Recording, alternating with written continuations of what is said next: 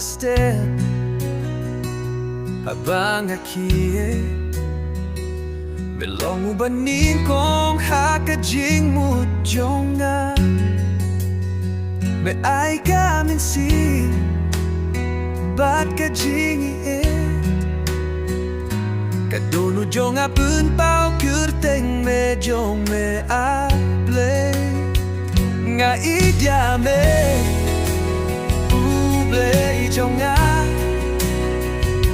me pini akilinti hakajingim jonga hakis kishito melong kabo hakajingi it jong me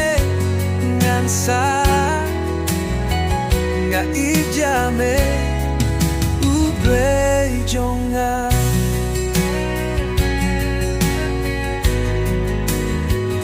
Langurubaka midlong kuit melong gublay uba ay jinsu me playa ki jin muchonga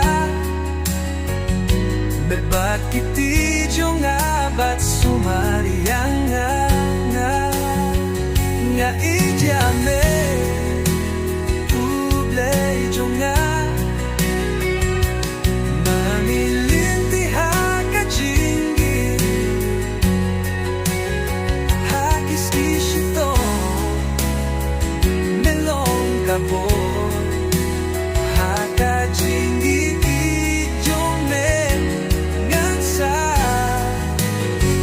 nga ijame uble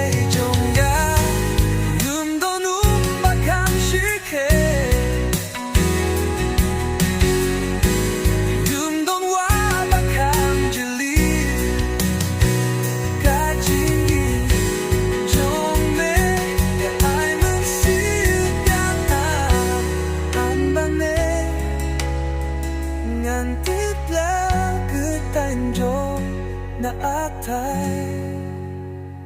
nga ijame uble jonga